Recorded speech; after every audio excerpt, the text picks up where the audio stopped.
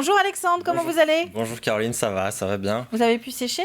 Mais un tout petit peu, le week-end a été rude, sportif. Alors, ce n'est pas une blague privée, une private joke comme on dit, c'est que simplement vous avez fait partie des membres de TV Vendée qui ont participé au Foulée du Gois. Effectivement. On va parler de Aurélien Huard aussi. Avec Aurélien Huard. Eh bien oui, non mais nous on a des journalistes sportifs qui se donnent à fond.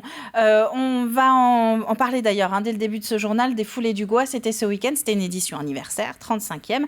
Et donc le journal des sports y revient. Et c'est ça, avec des images qui sont toujours très impressionnantes sur ce passage du Gois qui fait la jonction entre Beauvoir-sur-Mer côté continent et Barbâtre à Noirmoutier, une course des As lancée samedi dans la soirée après les nombreuses autres courses qui ont réuni un total de 1878 coureurs tout au long de la journée. Et pour ce défi face à la marée montante sur 4 km, ils étaient 30, 11 femmes et 19 hommes. Le plus rapide cette année est bien connu pour deux raisons. C'est sa 6e participation et c'est aussi le vainqueur de l'édition 2022, Jonathan Billot, dossard numéro 13 du club VO2 Bessines, s'impose en 16 minutes et 3 secondes.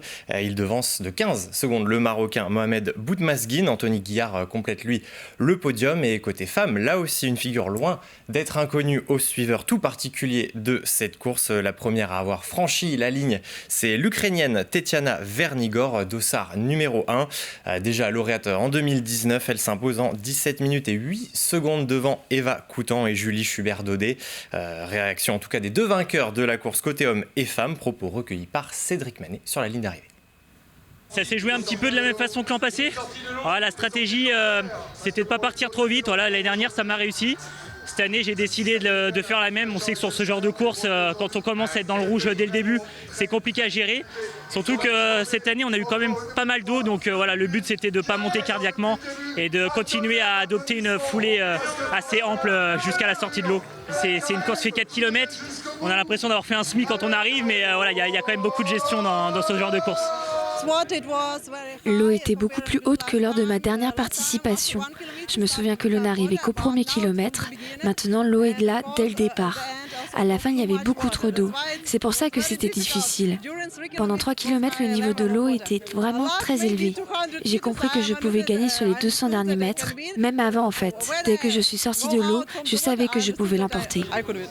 Avec le Gois au soleil couchant, c'est toujours magnifique. Du tennis à présent avec l'Open CNGT, à savoir le circuit national des grands tournois. C'était la finale et c'était sur la côte là aussi, à Saint-Jean-de-Mont. On reste sur la côte et puis il n'y avait pas que Roland-Garros ce week-end, évidemment. Non, il y a la Vendée aussi, évidemment. C'était aussi un week-end de finale, vous l'avez dit Caroline, du côté du Garden Tennis Club de Saint-Jean-de-Mont, samedi, la 7e édition qui se tenait depuis le 27 mai. 190 joueuses et joueurs au départ et samedi, place au final, donc ouverture avec la finale dames, match entre Laia Petretic, ici à l'image, 19 ans et 55e joueuse française, et Manon Arcangeli, de l'autre côté du filet, 28 ans, numérotée 35, et c'est la Normande Manon Arcangeli, déjà vainqueur l'an passé, qui s'impose en 2-7, 7-5, 6-3.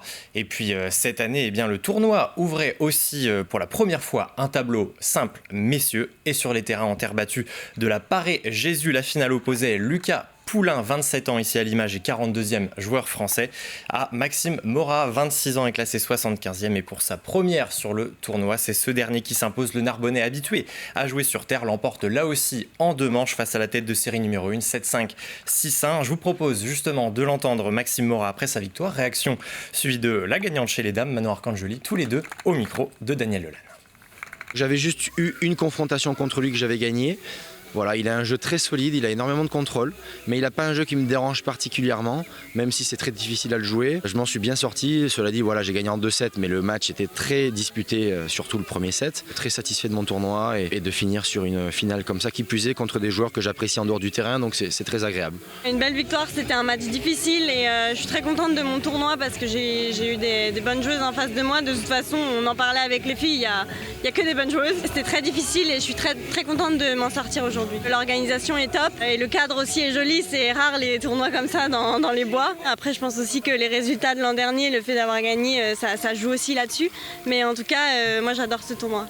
On passe au cyclisme à présent avec la route vendéenne. C'était la première édition, on en parlait dans le journal.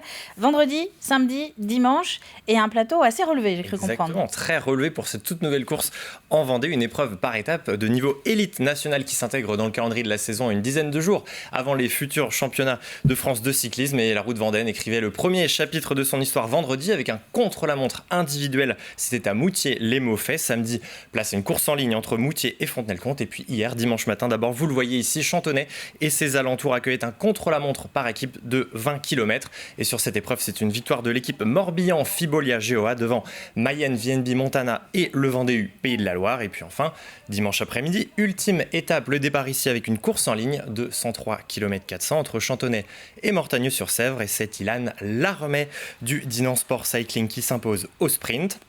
Quant au classement général, eh bien, à l'issue de ces 3 jours, c'est un triplé breton, triplé morbihanais. Même l'équipe Morbihan-Fibolia-GOA place 3 coureurs sur le podium. Pierre Thierry, sur la plus haute marche, devance ses coéquipiers Baptiste Gillet et Johan Payot. On écoute le vainqueur, qui sera d'ailleurs futur professionnel la saison prochaine du côté d'Arkea Samsic, Pierre Thierry, au micro de Cédric Manet. Ça s'est super bien passé, on avait l'équipe, une super équipe de rouleurs, donc voilà, on a fait 3, 4, 5, 6 du chrono le premier jour individuel. Et ce dimanche, là, chrono par équipe ce matin, on avait la meilleure équipe pour rouler vite et on a fait un super chrono, on gagne.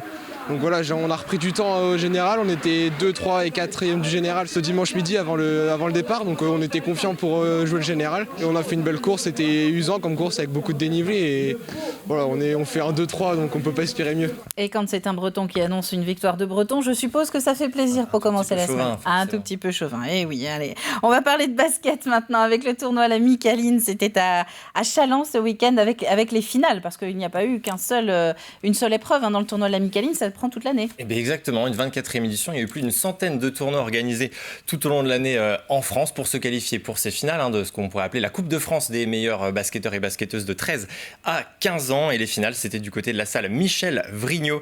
Hier après-midi, nous suivions notamment les finales de niveau France Élite, après le niveau départemental et régional. Et à 15h, place aux féminines. La Roche Vendée Basket était opposée aux parisiennes du CTC Pôle Basket 77-91. Et ce sont les Vendéennes qui s'imposent sur ce shoot au buzzer à 3 points, 49 à 30. Bon, il y avait une belle marge, mais un beau panier pour terminer tout de même.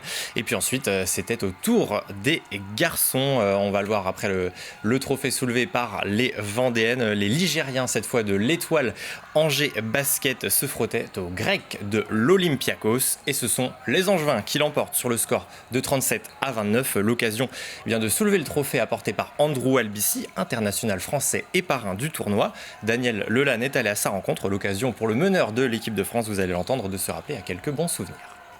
À mon époque, j'ai joué à ce tournoi à la Micaline et ça a perduré jusqu'à maintenant. Et on m'a proposé d'être parrain et avec grand plaisir j'ai accepté. Tout redonner un peu ce qu'on m'a donné quand j'étais plus jeune. Une superbe organisation qui met en valeur un peu le côté amusement et compétition. Avant, je sais qu'il y avait des recruteurs qui venaient voir aussi des jeunes, parce que c'est la catégorie pour passer après un centre de formation. Et en tout cas, s'il y en a, je pense qu'ils peuvent trouver des petites pépites des fois.